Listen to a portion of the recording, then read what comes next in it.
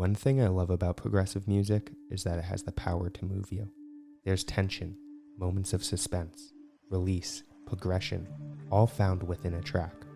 When progressive music is at its best, it isn't formulaic, it's unpredictable, and it comes from a deeply personal place. All of these qualities are found in BT's debut 1995 album, Ima. And in addition to the backstory of this album being truly remarkable, BT's tracks on Ima would change the course of progressive underground music. This story should one day be made into a movie, so let's start with the backstory. In 1989, after dropping out of Berkeley, Brian Transeau moved to Los Angeles to get signed as a singer-songwriter. 1 year later, he was moving back home to Maryland to follow his true passion, electronic music. It wasn't a sudden decision for BT to become an electronic music producer. He learned piano at 2 years old. By the age of 8, he was studying composition and theory at the Washington Conservatory of Music. He was introduced to electronic music through breakdancing culture and the evangelist score for the film Blade Runner, which led him to discover influential electronic music artists such as Afrika Bambaataa, Kraftwerk, New Order, and Depeche Mode.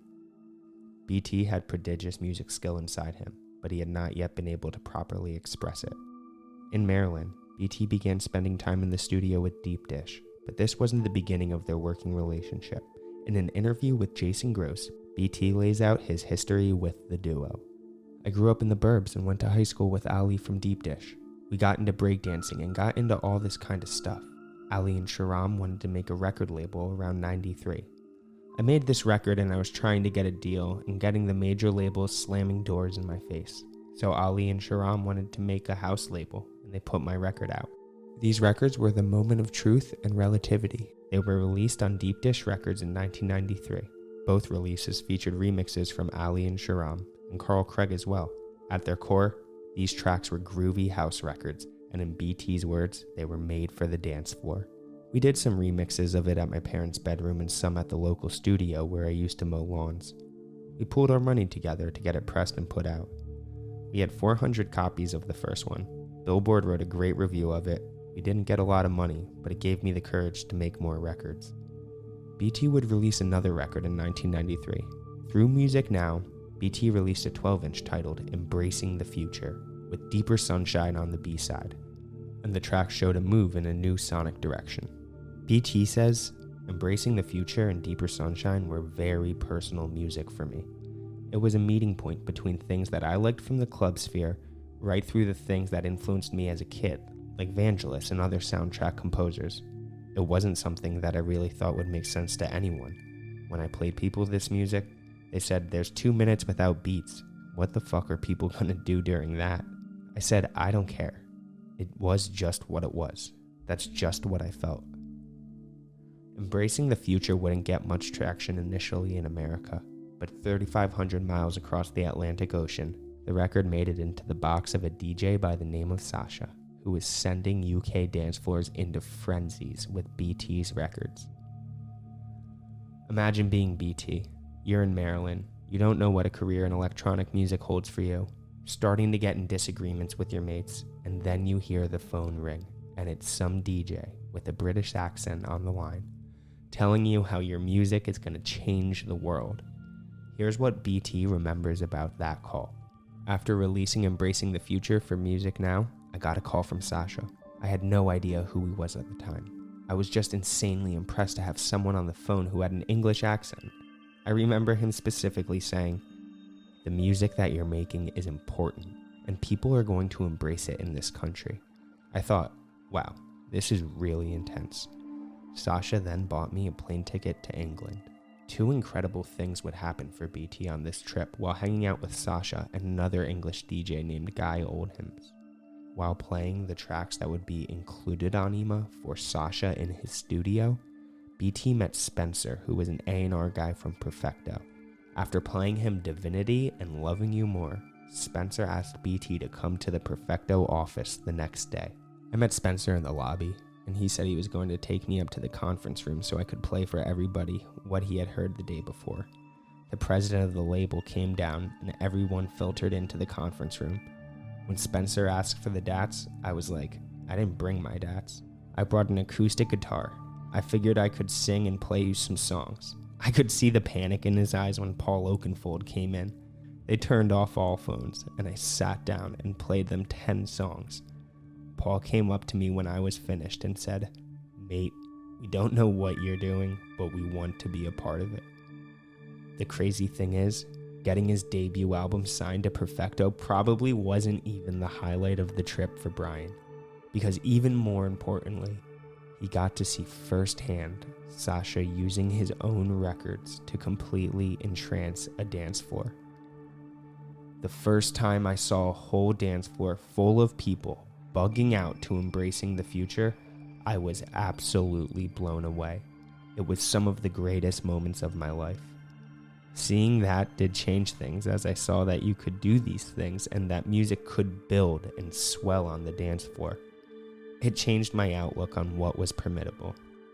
There were thousands of sweating, screaming kids, and he played Embracing the Future.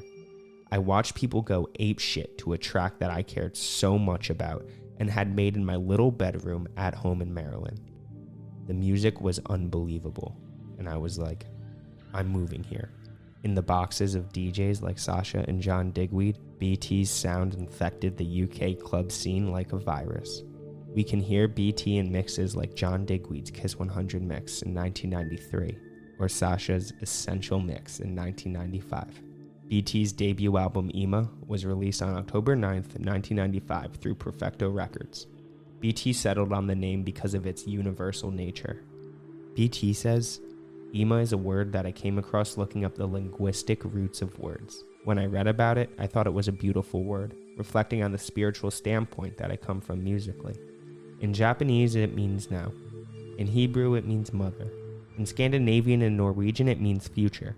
And in an African dialect, it means premonition." The list goes on. It's cool to think that there's a sound that people have made for millennia that means so many different things, and yet it's the same sound. Music is the same way. People take in so many different things from the same music.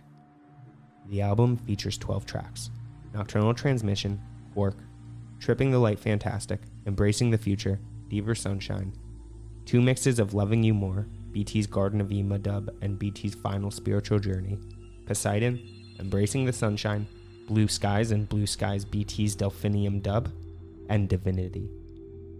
The music was personal to BT. He made it for himself and his dog in his bedroom. There were no rules, and BT's creativity was unleashed. Luckily, Music Magazine has an awesome interview with him from 1995 where he explains how he was pulling sounds from different parts of the world, wandering in nature. The opening track, Nocturnal Transmission, includes a Persian flute, Native American and Tibetan chanting, and the sounds of cicadas as percussion instruments. On Quark, the sounds are inspired by the hills of Cumbria, which he hiked with Guy Oldham's mentioned before. On Divinity, he brought a chair into a cave and placed a recorder about a half-mile away and used his voice to overtone with some guitar chords. It's these production tactics that allow the album to sound unique and fresh 27 years after its release, which just shows how ahead of its time it really was. However, these sounds are just one piece of this masterpiece of a puzzle. Compositionally, these tracks were journeys.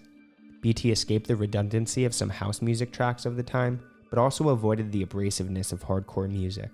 Without ever stepping foot in Britain, he made music that was British in its nature. It took on characteristics of progressive house music. It had patience, it had sophistication, and as Dom Phillips would say, it was mad but melodic. On Ima, BT elongated these moments of drama in his tracks, whether it be breaking down a track to one instrument in the middle of the record, or allowing a track to explode to unforeseen heights that take the energy to a new level or a completely different direction. Take Nocturnal Transmission, for example, my personal favorite track on the album. The track starts with an atmospheric ambiance, into a driving rhythm and bass line, only to explode into melodic capitulation. And right when the track would approach an appropriate ending, BT throws in a new melody that gives the record new life. On Ima, no track ever dies. It only evolves. There's no return, only relentless progression forward. But how did this album forever change the course of progressive house and trance music? In my opinion, the crown jewel of Ima is titled Sasha's Voyage of Ima, an uninterrupted 45-minute mix where Sasha mixes the music on the album in one cohesive journey. I wanted some tracks to stand out for themselves, but I also wanted Sasha to show how he interprets songs. He makes every individual record more than just the sum of its parts. The guy's a fucking genius.